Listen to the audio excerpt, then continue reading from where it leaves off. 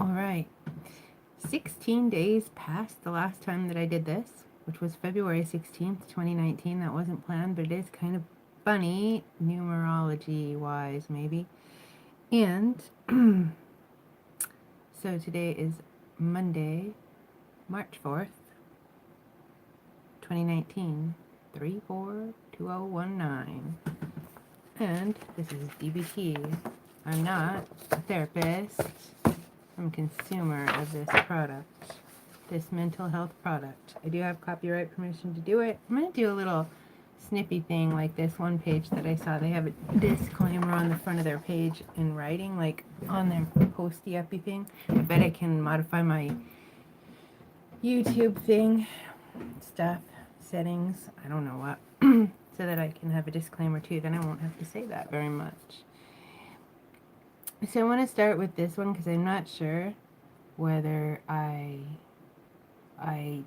showed this comic or whether I had this comic. I switched to the green ones for motion regulation. So we're in the motion regulation handout of the materials, a motion regulation module of the handouts. And this is a cartoon. It's the Peanuts. There's Linus sucking his blanket, and he's like, it's him and Lucy. And they're sitting there, and he's sucking his thumb, and he's got his blanket up against his ear. He's like, why are you always so anxious to criticize me? And Lucy's just looking at him in silhouette. And in the next square, she says, I just think I have a knack for seeing other people's faults. And he looks at her, and he throws up his hands, and he's like, what about your own faults? And she puts out her hands. She's like, I have a knack for overlooking them. And really, we're all kind of like that. Lucy's an exaggeration, but definitely we're all a little bit like that. So I guess these first exercises have keys that go with them.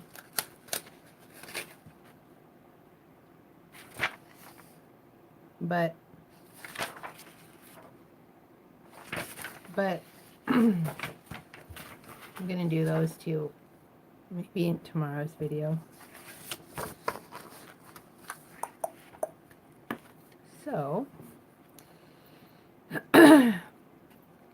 sorry if anybody actually listens to this ever. Who knows? Doesn't look like it. But once on the internet, there it is. Forever.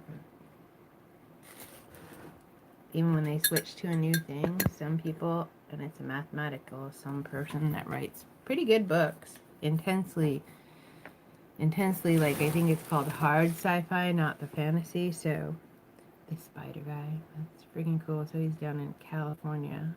I think that his deal is, it's in his books where the computer system actually gets, like, go through it like archaeologists.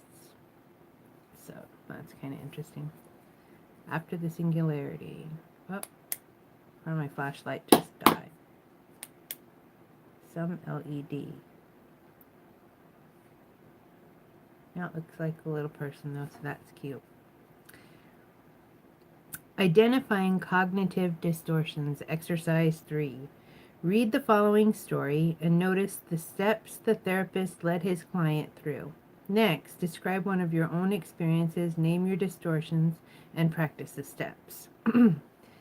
Several businesses in a smaller community had been robbed at gunpoint by a man wearing a denim vest. On at least one occasion, the proprietor had been pistol-whipped by the robber for resisting his demands for money. The owner of a pawn shop in the area where the robberies occurred became convinced that it was only a matter of time before he would be confronted by the pistol-bearing man in the denim vest. The pawnbroker became increasingly anxious and was soon experiencing nausea and sweats at the sight of any sort of denim vest. He decided to see a therapist who helped him confront his problem. Yep. And who knows? Maybe he had valid reason. But we have to operate on social assumptions.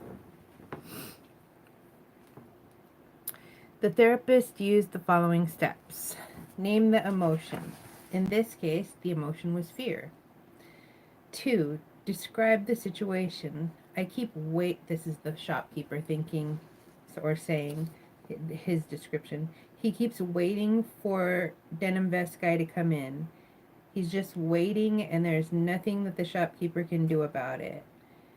The shopkeeper feels like Denim Vest is going to hit his place sooner or later, and then the Denim Vest guy is going to pistol whip the shopkeeper like he did one of the others.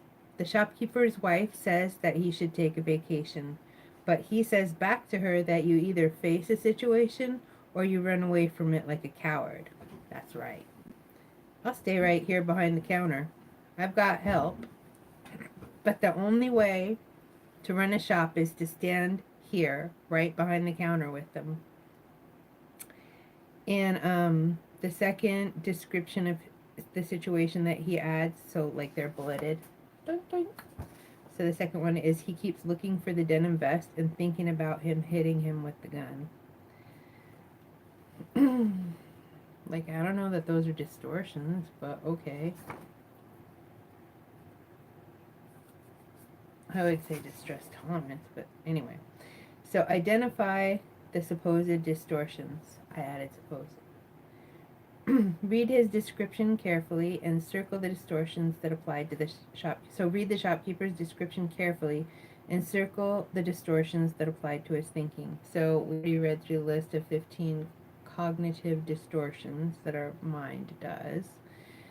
So in this case, they list polarized thinking, catastrophizing, some control fallacies, and shoulds. Doesn't that sound like exactly like a shrink? And hello, any shrinks that are watching, especially if any of my shrinks look at this. Hello. So, I guess those are the only ones that they list. And then it says, rewrite the distortions in the following format. So, take the cognitive distortion and then say how it was in the example, and then do a rational comeback for it. So I'm going to go across the columns and we'll see how this works out. So the cognitive distortion we're going to take is polarized thinking. From the example, it said the shopkeeper was like, you either face a situation or run away like a coward. So he's looking at it as if there's no middle ground.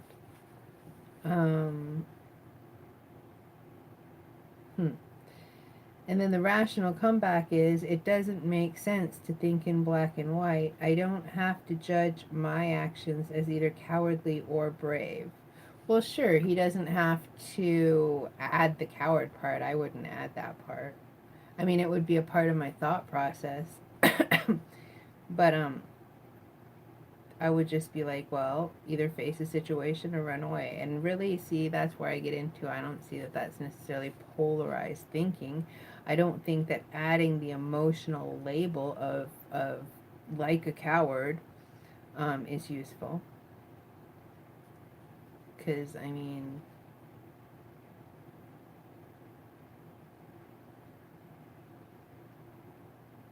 who knows? Maybe running away is like a good answer, a good option in some situations. Maybe people run away, and I've certainly done my share of running around. And around like a hamster on one of those wheels. But then it ended up that I was doing it for a reason that was way too big for me to know any kind of reasoning about, and so I was just doing it on instinct and impulse, and it looked like a rabbit running around and around and around for, I don't know, and that's what it felt like too. Well, it didn't really feel like, I don't know how to explain it.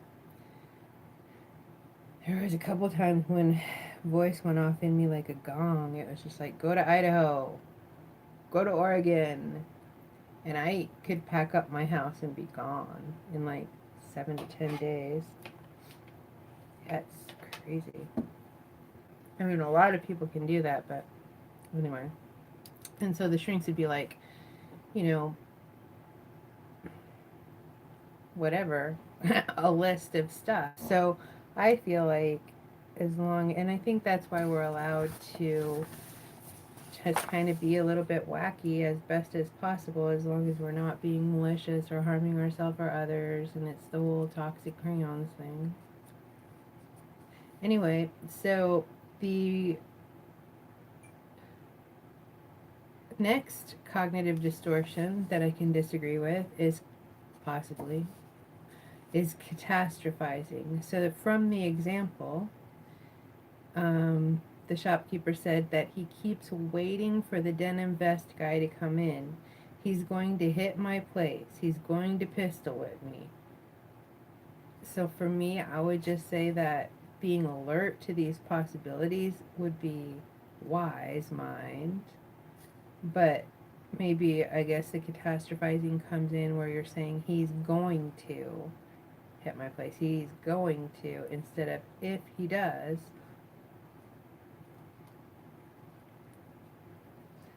Which is a skill instead of a behavior. It's a skill. If he does, then can't remember which one it's called. Dang it. But eventually we'll get to that part if I keep reading. Okay, so if he does, then that's gonna annoy me. So the rational comeback for catastrophizing like that is the odds are 1 in 10 that he'll hit this shop, and the odds are pretty small that I'll be hurt if I cooperate.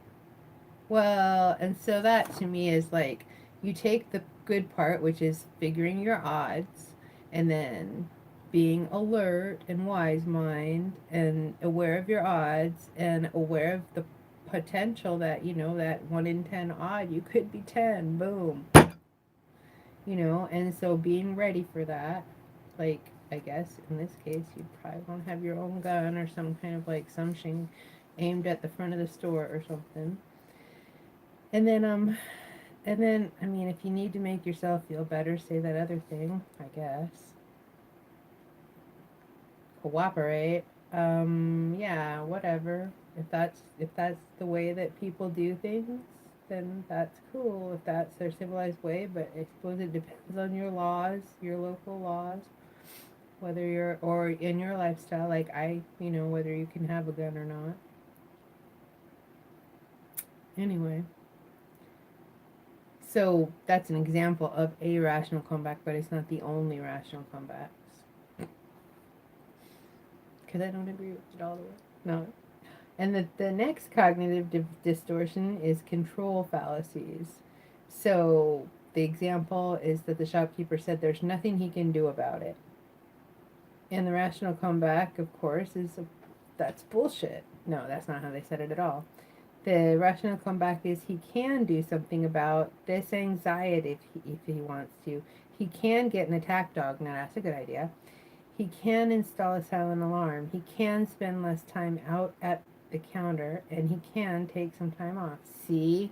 Solution oriented. That's a good one. I should star that.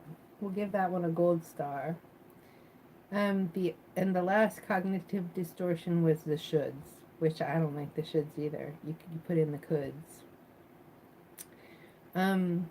So the shopkeeper, from his example, was that the only his. Well, I don't know. The shopkeeper's example was the only way to run a shop is to stand right here behind the counter. You can't run away.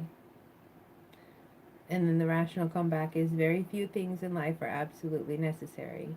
He doesn't have to be behind the counter all the time. He could come out from the back room just to do the appraisals. And definitely, if he spent less time behind the counter and got like 1 or 2 attack dogs, you don't have to get giant attack dogs. If you had 2, if you had a pair and they were trained, you could get a mid-sized one. And for that matter, you could get a parrot. They train parrots for places where you can't have a dog. Don't knock it. Parrot's gonna be pretty badass. And, sure. And put in a silent alarm depending on how much money he has. And then he could just spend quite a bit of time in the back room. And the dogs could frankly live there. And he could take time off. That would reduce his anxiety quite a bit. those two things. All right, so the pawnbroker's anxiety was reduced when he stopped catastrophizing and started focusing on realistic odds. He had forced himself into a corner with value judgments about his own cowardice and with shoulds about his role as a shop owner.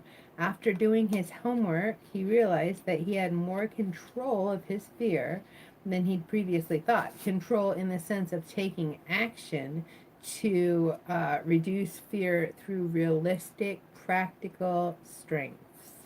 And he increased his strength and gave himself peace through being strong, which I guess is Ronald Reagan, but when Ronald Reagan was in office, no. And so President Trump said it, it's like, yeah. So, after doing his homework, he realized, research, he checked his facts. He realized that he had more control of his fear than he'd previously thought, because he could take action, and there was something he could do about it once he became willing to change his old, distorted ways of thinking. Well, on the whole, I think they did a pretty good job. Good job, papered shrink people. We appreciate you. Don't think that I'm being disrespectful. Like, I am, I guess, technically, but I respect you. I'm disrespectfully respectful in this occasion. I'm not. I mean, I'm happy. One time, someone, well, actually more than one time, they thought I didn't like them for like a whole year or longer until I made a joke at them about them. Then they were like, "Oh, no, I know you like me," but I don't know. Who knows whether we really like each other? It's just all gang shit.